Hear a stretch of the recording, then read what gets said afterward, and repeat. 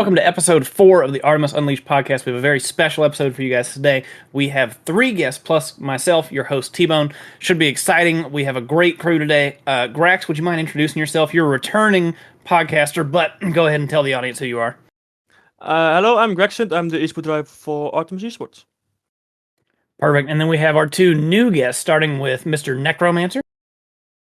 Well, what's going on, everybody? Artemis Necromancer here. How's it going? Excuse me. And last but not least, we have Scripture. Hello, Scripture. Hello, how's it going? I am Scripture.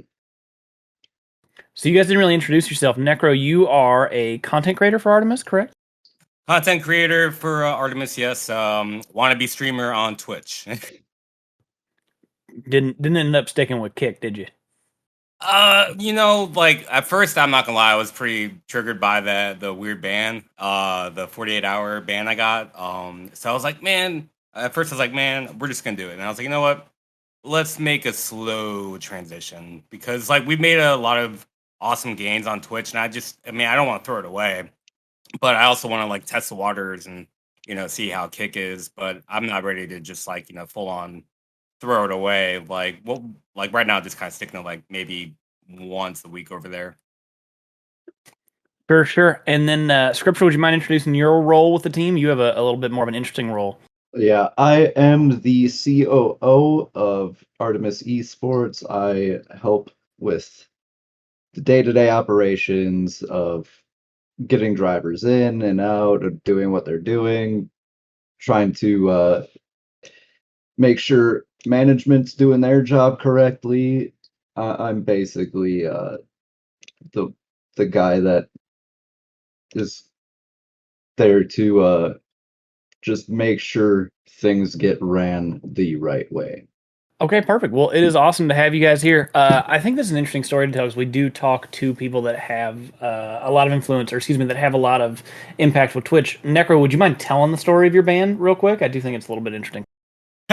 I'm trying to think of how to summarize. So I was in a metal band for 7 years, from 2011 to 2018. It was something I always wanted to do since I was a kid, and opportunity presented itself. Some guys I knew from high school, they were looking for a vocalist, and I was like, I haven't really done metal before, but I'll try it. And so it was a little rough at first, but I know you and we've talked about Ricky Armelino from Ice Nine Kills. At the time, he was in his old band, This or the Apocalypse, and our second album, Timelines, we recorded with him up in Lancaster, Pennsylvania, and that man saved my life tremendously. Showed me the right way to scream, breathing techniques, all that. But it was fun. We went on a few tours. I've gotten the opportunity to play with some pretty big bands in the metal scene. We played Warped Tour back in 2014 at our local stop. Almost played Mayhem Fest a couple times. The Battle of the Band stuff. But we put out a few albums. Went on the road a few times. It was fun. I definitely have the itch to play again and jam with a few people on the weekend. So who knows?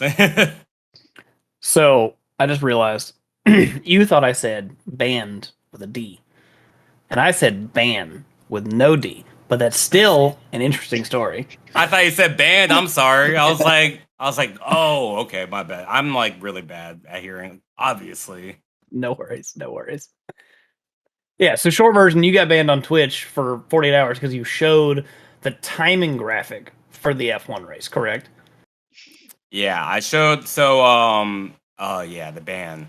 Oh man. So every Sunday I do a hangout stream. And I was showing the leaderboard. I guess I was showing the wrong leaderboard. I don't know, but I was on F1's website and showing the leaderboard for the F1 race, and I think I had it must have been the Miami Grand Prix because the NASCAR race was on the same time, and I had the NASCAR race on one side, and so all of a sudden I'm talking, and then I noticed Twitch logs me out, and I'm like, huh, interesting. And then I'm noticing OBS isn't working. Okay. So, and then I get an email, and it says, you've been banned for 48 hours. And they said I was showing premium content.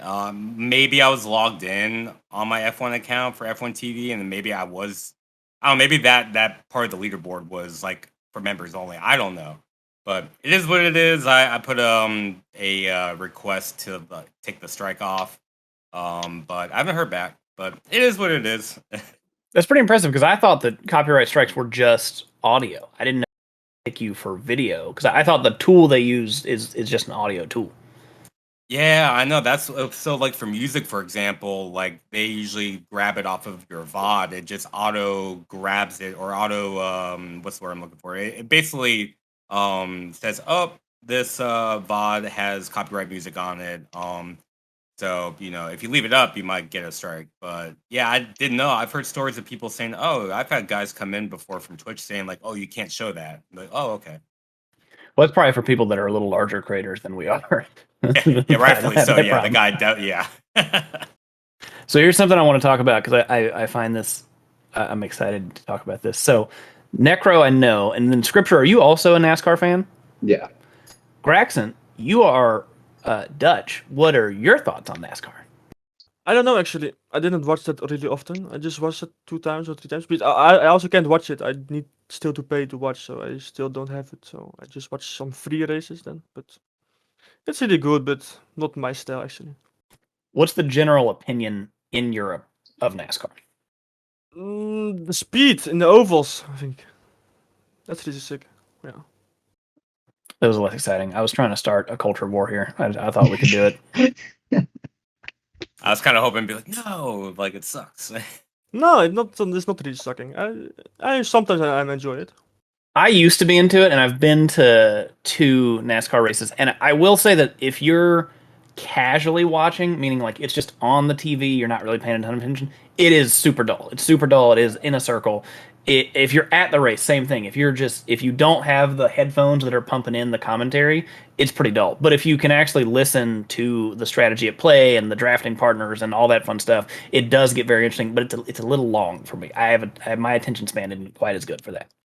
That's honestly the one thing that so I listened to a few NASCAR podcasts, and a lot of them have been talking about like we should at least have more shorter races. Like there's no reason why we need to go 500 miles every week. Like even 400 miles. Like the Atlanta race that got rained out this past week was, a perfect distance. It sucked it got rained out, but it's good racing. I don't think that race should have been called in the way it was, though, too. Like, there was so much more racing to go. There was, what, another 100 laps left, at least? There is no reason to call it. They could have got that track dried in time. Can you explain to the non-NASCAR fans what we're talking about? The Atlanta race last weekend, they just ended the second stage of the race because for some reason they decided to go stage racing in NASCAR. They divide the race up into 3 parts. Second part was ending under caution or safety car, and they knew thunderstorms were coming into the area. They decided to say, we're ending the race as soon as the rain started falling. It was what, like, I'd say 11 o'clock at night-ish, right around there. Shouldn't have called it. Shouldn't have ended it, even though William Byron still came out on top regardless. That's what makes me happy. Hendrick fan for life. Truer is watching this. He loves William Byron, by the way. Apparently everyone does. Like, I don't understand it. It's weird. I meet more William Byron fans than Chase Elliott fans. I have no idea who that is. So like the problem with the stage racing too is that they throw a caution out. So like a lot of times these pit crew members know what to do. And the first couple stages the drivers will just ride around, which as a driver makes sense, but like on track, like it's like, man, you're just watching guys single file just riding around for a good while. Like that's why I feel like at least a couple of those style tracks, it'd be cool in my mind if the race was shorter because I think it could produce more 2-3 wide racing, which could produce more torn up race cars, which sucks. But I mean, on track, I think would be more fun to watch. Like, Well, there so hasn't- explain this to me. Can they can race in the rain on the road course races? Yes. They do have wet tires. They do race in the rain on the road course, but obviously the spray would be just asinine, and the danger level would be horrendous if they did that on oval course. It's Yeah. not even just the rain tires too, because then in road courses with rain and everything, you also have to run taillights and headlight. Well, no, not headlights, just taillights and windshield wipers, which they don't run in oval because obviously it's going to be a aero nightmare having a windshield wiper on the front of your car. Yeah, and Script, I don't know if you feel the same way, but this is also so new to NASCAR, and for lifetime fans like him and I, like this is so cool to watch because like for so many times I'm like, man, at least on short tracks and road courses, why can't we just throw rain tires on these cars? And especially Yeah. now, these are basically like GT style cars that are just heavier. I mean, or I guess V8 supercars is a better comparison, but like, why can't we do it? Yeah, on mile-and-a-half tracks, I don't think it would be possible, but anything like a Bristol, like Martinsville, anything like that, it would improve racing. But at the same time, too, you don't really see rain coming through to those tracks ever. I can't remember the last time we saw rain at Bristol. I'm just watching Grax like think about his drive later. He's like, I'm gonna play F1 later, and I'm gonna be on Austria. Like I can tell that he has just checked the fuck out. Yes, I am. Grax and I have a league race after this that he is gonna absolutely trounce me in. He's definitely the fastest person, and I'm probably the slowest in the open lobbies that I put together. Like arguably the slowest, and so I just Grax.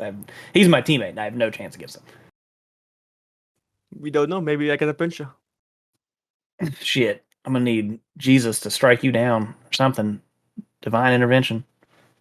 So I know very little about NASCAR, but what I do want to get you guys' opinion on is I saw a clip from the Circuit America's road race. I think it was this year, may have been last year, where there was a driver that didn't like what another driver did.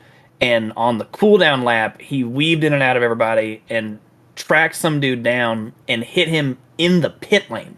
My first question is, do you remember what happened to that guy as far as penalties go? And second is, what is your opinion on that? Because I have an opinion, but I'm not a NASCAR fan. Man, so I do remember that. And I definitely was not cool with that because if I remember correctly, that was Bowman in the 48 car, I believe, that was tracking them down. And like my problem with it is like, okay, you don't want to handle on the racetrack. Like NASCAR's big on like boys have at it on the racetrack. But when you're on pit road, like you remember if you guys have seen the clip, like there's like so many like crew members, like officials, like just bodies like around the cars. Like if he's banging on that car, who's to say like it turns them around? Like there's so many people just standing there. And we had an incident. I don't remember what Formula One race it was where someone had to come in pit lane, and there were people already like running out in pit lane because it's the end of the race, and It was they almost got Baku. hit. Baku this year. Yeah, And that was just a car by itself. That wasn't even like a tussle. yeah, and so I'm like, I like the driver, but I definitely did not like the actions on pit road. I'm like, that's just, in my opinion, like do it on the racetrack, but you're on pit lane. There's too many people walking around there. Like I wasn't okay with it. Apparently, didn't that also happen the week after that too? Like there was somebody on pit road and somebody came in with like 2 laps left. I think it was like Gasly or something too. No, in F1 it was just in Baku, and then they made a big deal out of like we're gonna change the rules, and someone like manually releases everyone to go onto the because basically they were coming out for the podium celebration, Yeah. and so it was all the photographers and shit. So, and then it was also weird because it was Ocon, like it was the final lap because he had to pit to switch tires to not be in trouble for the race. I think is what it was like, and no one pits in the final lap. So. But yeah, I don't know what NASCAR did to that individual, but I feel like he should be banned from at least the season, maybe the sport. I think that's just horrendously dangerous and unacceptable. Yeah, I was. They're very lenient with the suspensions. They're getting heavier with it. On like they've had a couple incidents over the last year. People like right hooking the driver because they're angry and triggered a really big wreck, and they've suspended them a race for that. But like I was hoping they would suspend them for a race, but since he wasn't a previous offender, I think it was more like, okay, well, we'll just fine him. But I'm like, most times those fines, like the sponsor or the team just covers it. So, like, do they really learn their lesson? Like, That's fair. That's fair. So I think one thing that I'm gonna shift gears here a little bit. One thing that a lot of people don't realize is all of us small streamers and content creators and esports people, we aren't doing this full time. We all have jobs and careers and lives outside of this that take up a way bigger chunk of time than the content we put out. So for me, for example, like I stream 12 hours a week. I usually do clips and I'm working on long form content. I do this podcast. Like I put out a lot of content outside of work, and I also have a pretty demanding construction project manager job. So I just wanted to hear from you guys what you guys do. Grax said something to me in the Discord of what he does, but I think it's a made up title. So Grax, you lead us off. I do like in the logistics. I just do send in the what's the name? You said logistics, and I know you're overpaid. Oh, no, it's the opposite. Not overpaid. No. It's more like sending people like truck drivers or like people in the warehouse. I need to just say what you need to doing and all the stuff. Actually, so just office work a little bit. Okay. Okay. Is it mostly like actually calling people up and talking to them, or is it like all computer program? So, about computer work and just sending people what they need to do. Okay. Other two? I am a CNC operator at an iron foundry. I just mainly cut seats off of frames and manhole covers. It's That's a so fun time. funny. I know circles and squares. You're a CMC operator. I have to ask, you don't work on Haas equipment, do you? No. No, I use Northwoods machines.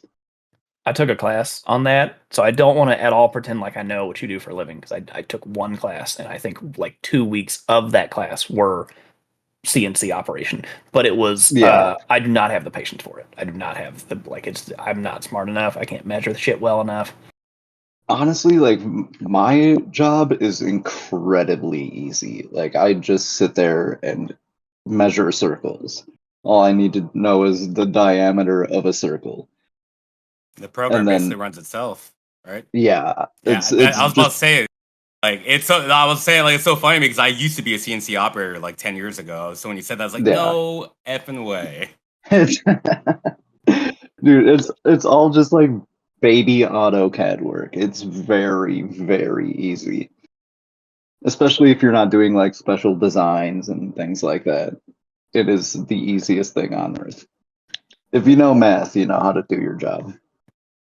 What's that fucking great Starbucks drink you have in front of you? Oh, I am a basic bitch and I drink iced mochas. Hey, y'all killing me. At least is yours like black coffee or something? Mine's with like a little bit of creamer and that's it. I can't do black coffee. I don't hate myself to do a black coffee, but I'm too fat to do like the sweet Starbucks drinks because I'll just get pre-diabetes like as soon as I finish that. Oh, dude, all their drinks is like mainly what sugar, milk, and all that. It's fucking good Yum. as hell. But Fucking good, yummy. but good. I I wish get I that was butterbeer like every man now enough to drink black coffee and just hate myself, but I don't. It's Yeah, painful. Necro? Oh Mhm. yeah, so funny going back. Like I used to be a CNC operator. It was like at a startup company, but I used to operate the CNC machine, and then I would run around to the different table saws to cut up different wooden blocks to put on the CNC machine later on. So it was just constant like table saw, CNC, moving boards, run program, um, getting dust up my nose, like. But now, also kind of funny because T-Bone, you said you're a project manager, and I work for an electrical contractor company. Right now, just doing minimal electrical prefabrication work. So I basically like put together all like the wiring, the cable wiring together, and the wall plug units and the switches, and put the metal brackets and that on, and then we put them in the box and send them out to the job sites. And we have job sites like all over the country. Like right now, I was laughing because we are doing a current job for somewhere that's located right by where I used to live in Maryland. I recognize the name, so it's pretty cool seeing like all the different job sites pop up and like trying to read the freaking floor plans and that. So I can't say it is what project I'm on, but I'll tell you off stream. But if I like brought you out there, I think your mind would be blown. It's the craziest fucking electrical setup. I mean, like a third of the. So we have 1,500 people a day that go through our job site, and like a third of them are electricians, if not more. Yeah, I know they have like so many electricians like throughout the country, and I mean they have a program to go into, but it'd be way quicker. It would cost more money, obviously, because it wouldn't be free, but it would be quicker if I just went to trade school just to get my certifications and that to go right in the field. But it's not. I don't know. I've been leaning towards that. Fair, fair. So I want to ask Grax this question specifically, but anyone is allowed to answer. I know that at least from the people I've talked to, Europeans are a lot more about travel. Like that's something that's a lot bigger deal. It feels like to Europeans than Americans. Also, it's a lot easier because you're so close to all these other countries. But Grax, have you done any traveling recently that is interesting or have any planned? No, not really, actually. Because of COVID, I did not really much, actually. You're killing me on these questions today, Grax. No, sorry, I just sitting home and just doing F1. I keep. That's why he's so fucking fast because he just. You can see his Fanatec chair behind him. I can't read if that says Fanatec or not. The mind of a driver. It's pretty cool. Fascinating. We booked a trip to so we're going to COTA this year for that race, and then we booked a trip to Japan for the Japanese Grand Prix next year as our honeymoon. Jesus. Yeah, it's pretty. It's expensive. It's expensive. Yeah, I bet that's gonna be so fun though. It's expensive. Yeah.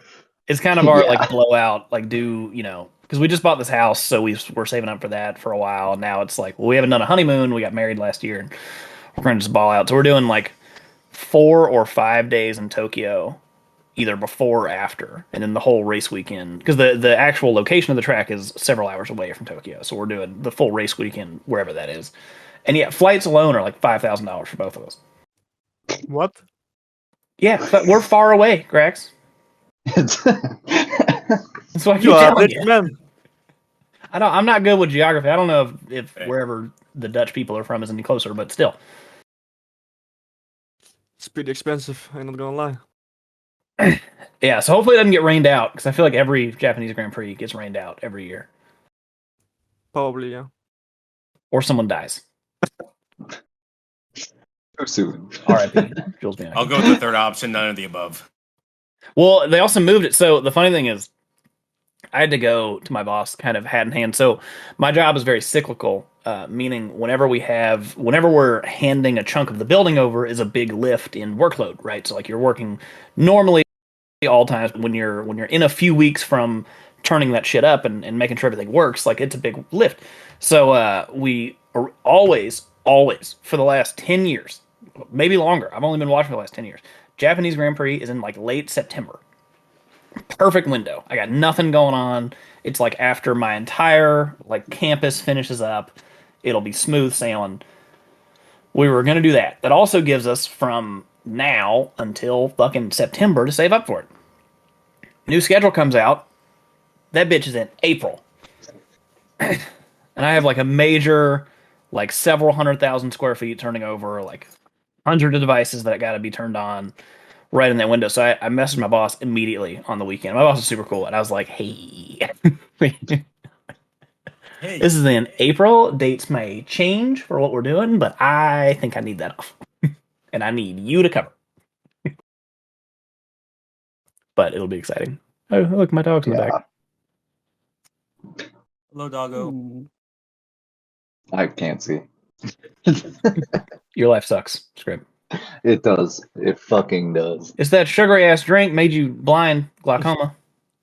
No, I cannot see anyone's cameras, so I'm kind of fucked here. I don't know what to tell you. I'm gonna have to find a Yeah. copy of Windows for you. Dude, at this point, yeah. I think after we're done here today, I'm definitely installing my new motherboard and possibly gonna do a fresh install of Windows. Did all three of y'all build your PC? Yeah.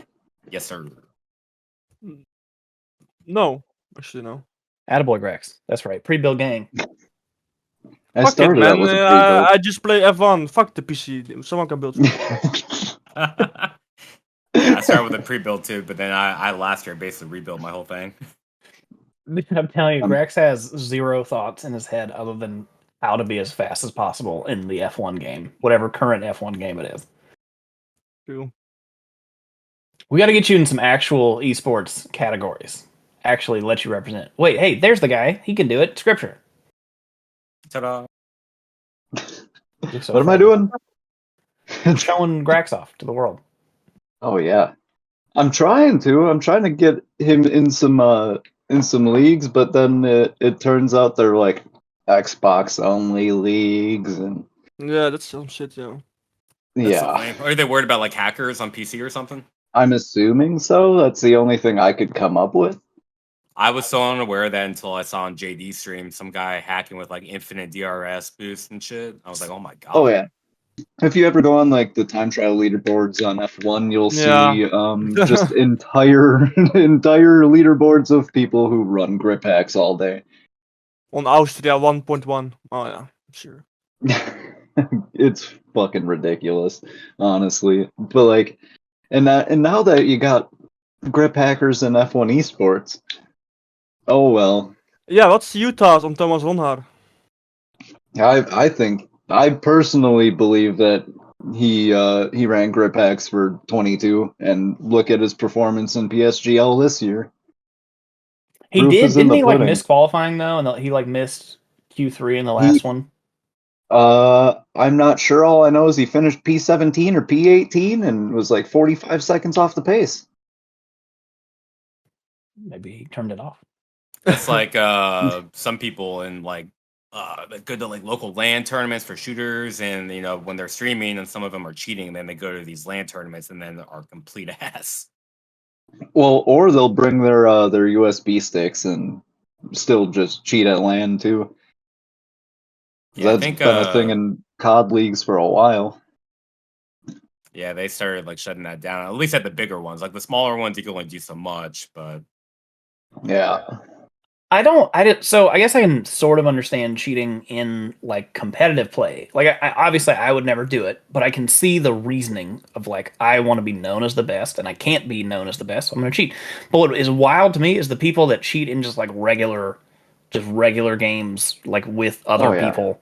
That is mind-boggling to me. Like what do you get out of that? You get making people mad, and that's all your main goal is from the offset. I And care so little about other people's emotions.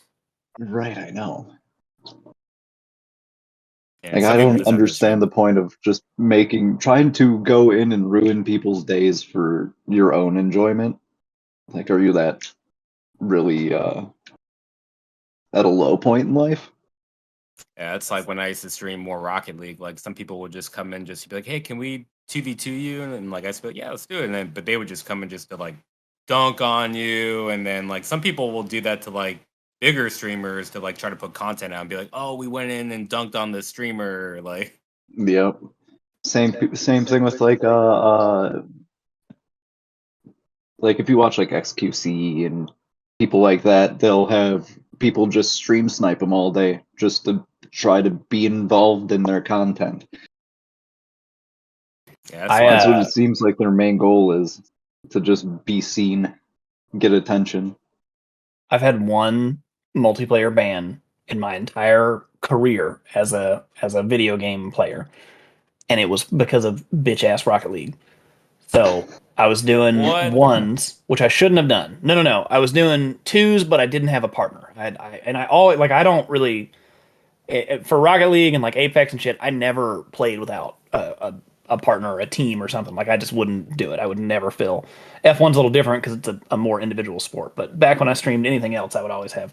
And one day I was just like playing by myself and it was twos, and my two quit because the other team was bullying so much in the like preset chat stuff, and we were getting shit on. Absolutely, I had no questions asked. Were we getting shit on? But and then the person like came after me, and it didn't really bother me much. But then they like DM me on Xbox. Like they found my Xbox through the game and then DM me through that. And they were like how does it feel to suck? How does it feel to lose? How's it feel? And I just responded, "How does it feel to be a piece of shit?"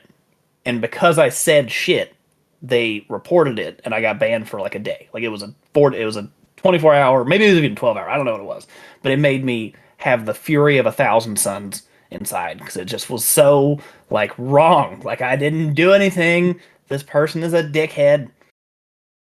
Yeah, and that can even happen in iRacing now. Like you can't even cuss in iRacing. But yeah, I used to like the only ban that I can remember at least was when I like forever ago. I'm talking like 15 years ago, and I used to hardcore play RuneScape.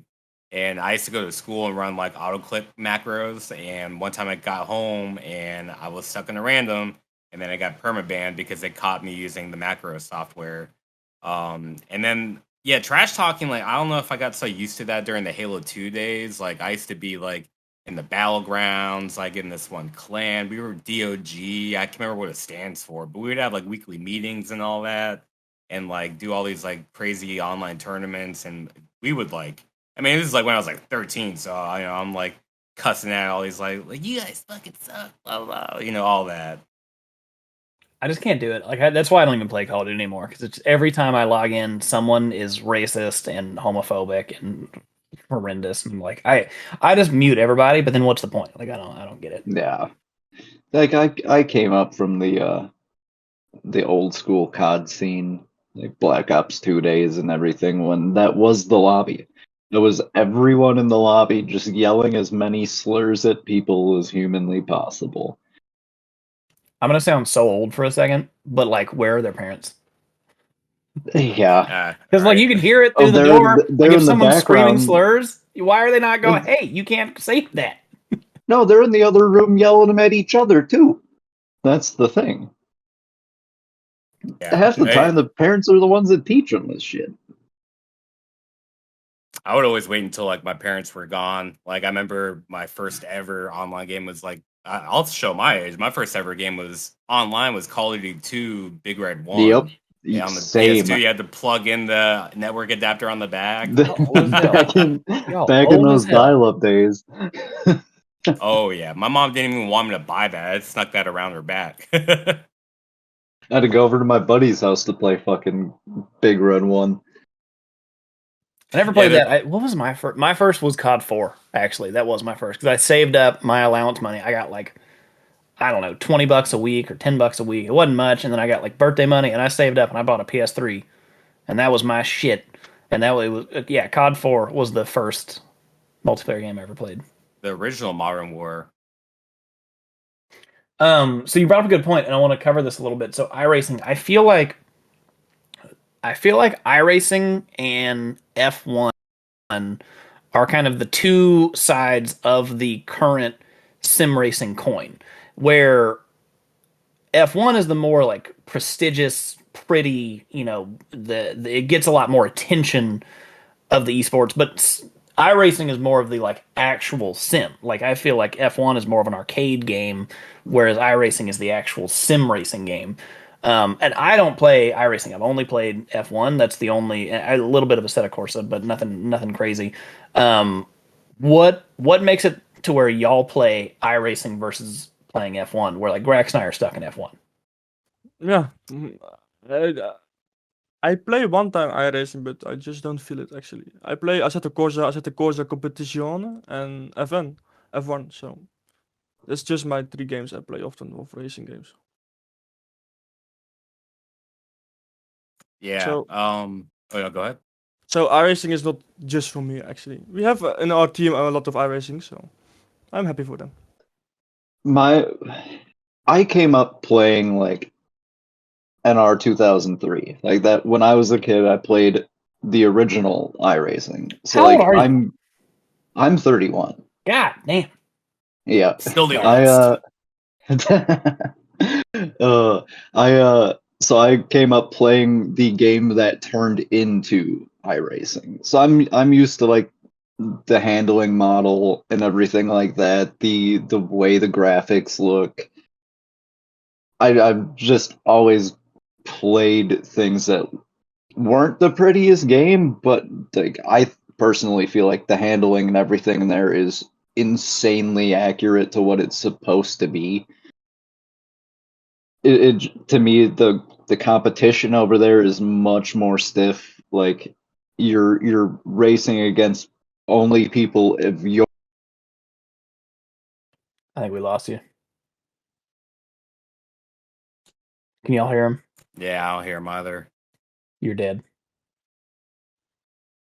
He's still going. I don't think he knows. He doesn't have his camera on. Yeah, that's true. Oh man. He's still going. Whatever this is interesting, I'm sure. Oh shit! Yeah, my my my screen went off. You're back. This is We got the you now. this is the fucking problem. This is the problem with having to do this on Discord on my phone. Holy shit! Oh my god! What do you have to do it on Discord on your phone? Because my computer's frozen, That's okay. That's fair. and then apparently the only thing working is my camera. But you don't know that it's working. I see the lights on my camera. That's about it. That's all I know right now. I feel like also like iRacing has a very high barrier to entry because F1 is it's linked to the sport of F1. They advertise it there. It's got all the drivers. It's got the EA advertisement. It's on console. It's not this weird subscription service. Like it's a lot easier just to. It basically boils down to like console or PC to me. Like you can just grab that shit and plug it in and play it, or you can have a better experience but more of a pain in the ass factor. Well, like iRacing also has the backing of like NASCAR, IMSA. They had the backing of Indy. Like it's soon, hopefully FIA. Yeah, well, not even soon. Currently, with the F4 partnership that they have. Hoping that grows more. That'd be awesome. Like to me, iRacing is a very prestigious game. Or sorry, sim. I don't want to read the comments about me saying that. Is there a rule that iRacing isn't a game? Yes. Oh yeah. They'll get yelled at. All right. Yep. Is that because people use it as like it's just a game excuse and like that upsets people, or? It's because iRacing is supposed to be taken seriously. For the most part, until you see some of the idiots on YouTube making content out of it, like I can't even remember the guy's name, where he just drives backwards and crashes into people. Arca break. No. Oh god, I can't. I'm not even gonna. Can't look him up on my phone because then I'll halfway be out of the Discord call and sitting here talking to myself again. That's fine. So I want to do one last closing question, and then I'll do a little bit of an outro. Since you guys are elderly, I want to ask everyone's favorite childhood game. It doesn't have to be anything specific, just your kind of best memory on the game. I have a few. They're mainly like linked to time periods in my life. My favorite though was a Nintendo 64 that I had. That was like Mario 64. It had the Smash Bros on it. It had the two Legend of Zelda Ocarina of Time, Legend of Zelda Majora's Mask. Like those, that was my shit. And then I moved up to Xbox and then PS3. Did I have a PS4? No, Xbox One, and now I have them all. But Necro, favorite childhood game?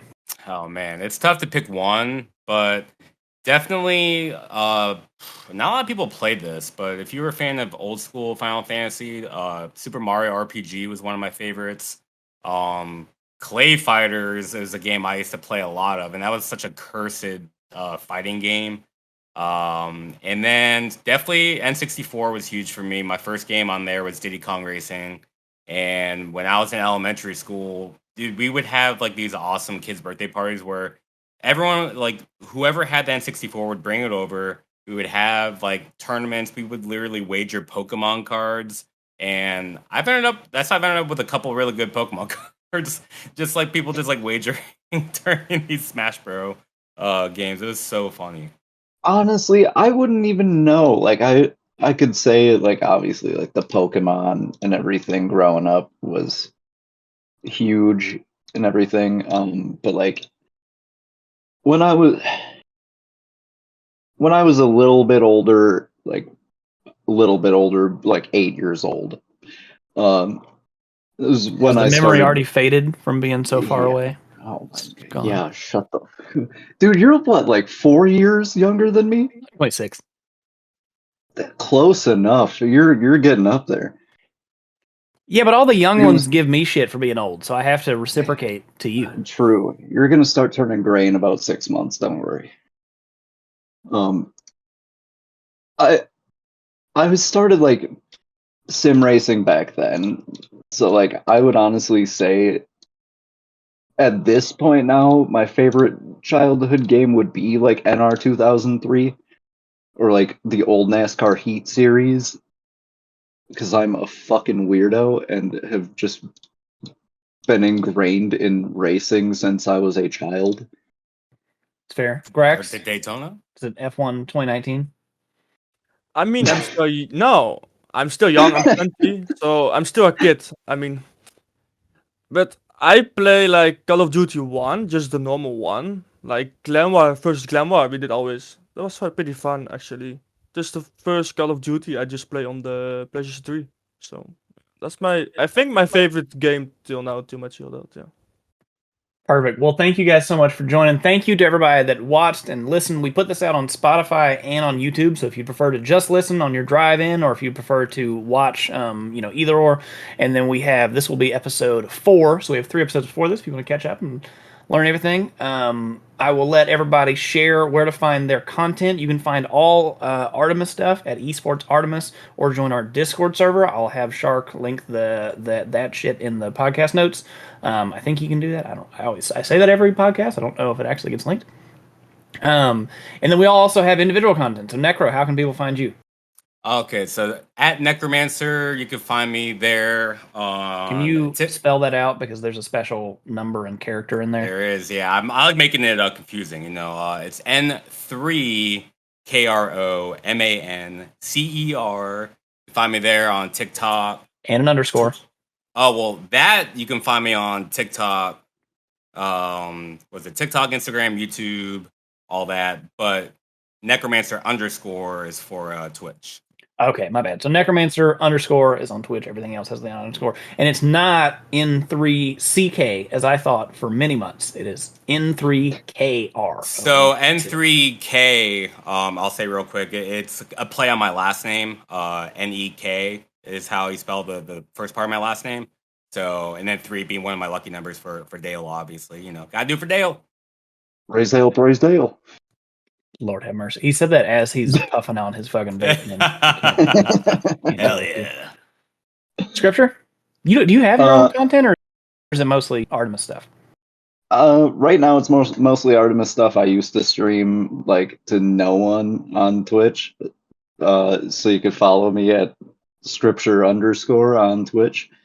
I might end up ever streaming some iRacing once 8 months from now. I might end up starting posting iRacing content on YouTube. I use might very loosely. I probably won't. But you could follow Artemis at Esports Artemis on Twitter, or follow me on Twitter at Scripture, or at It's Scripture. That's what it is. Why 8 months from now? You having a kid or something? No, I just am lazy and don't ever find the time for doing anything apart from doing one race in Arca a day. Let's It was go. a very specific time frame you gave. I was curious. Yeah, no, I give very weird specific numbers for no reason whatsoever. Well, you do work in numbers all day. Grax? On Twitter, Graxent underscore F1, and on Twitch, Graxent. Perfect. And I'm Funky T-Bone. I'm your host. I'll be here every episode. You can find me on Twitch at Funky T-Bone. That's the same as YouTube. And then Instagram is Funky T-Bone TV. Twitter is Funky T-Bone. I don't know. Go to one of them and you'll find the rest of them.